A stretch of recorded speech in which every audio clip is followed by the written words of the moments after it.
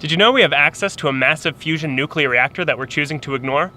It's actually been around for a while, and it has the opportunity to provide sustainable, clean energy for our city for years to come. It's called the sun. With over 300 days of sunshine and roofs flatter than Texas, why aren't we using this resource effectively? Let's look at the facts. We know that solar energy is actually cheaper than conventional energy options. And we know that the solar industry creates more jobs and better long-term markets than conventional energy. The benign rhetoric and false conviction around the solar industry, put forward by politicians and lobbyists for the last decade and a half, has left us with subsidies and incentives that don't actually make solar feasible for the majority of the private sector. And we haven't had governmental agencies show leadership and really push forward. Let's actually walk the walk and make this a reality for our city. But wait, isn't this technology improving rapidly? Shouldn't we wait until it gets even better? I mean, yes, technology is getting exponentially better. But how long did I wait to get a computer? I didn't, because it's a utility I need now, and the alternatives aren't good enough. We can always replace this infrastructure as new alternatives become available and it pays for itself.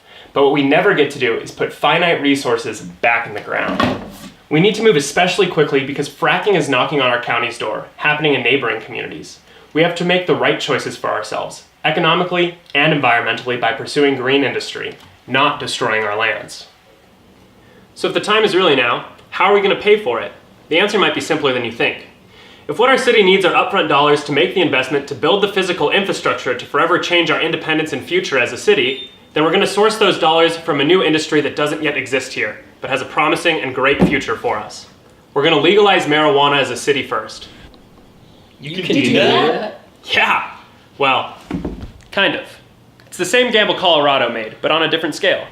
If we as a city decide to legalize marijuana, the state is probably going to sue us under something called home rule in the state's constitution.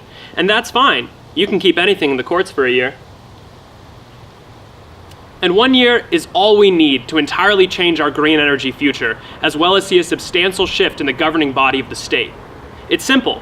We're going to go green to go green. Even while it's deliberated in the courts, we can be a fully functioning legalized municipality that gets to decide where every cent of tax revenue goes. And every cent of tax revenue for a full year will go towards the production and installation of renewable energy infrastructure. By legalizing it as a city first, we get to bypass nasty and unethical lobbying ongoing to create corporate footholds in an industry that should be an economic stabilizer for communities previously and unfairly incarcerated and targeted by punitive and regressive drug laws.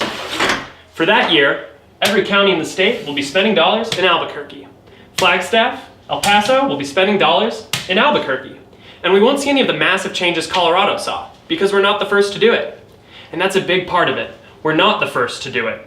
And as soon as we wait for the state to do it, or the federal government, we're losing opportunities. This industry creates jobs at every education level and can reclaim old and costly infrastructure like the empty jail downtown to create cooperative grow houses. So now we've created a new economic market that reduces criminalization, stops marginalizing lower SES communities, boosts tourism, and creates jobs at every level, all to pay for green energy. Furthermore, we create a place to invest dollars in physical infrastructure to reduce the gentrification sometimes seen in real estate in other places that have legalized marijuana.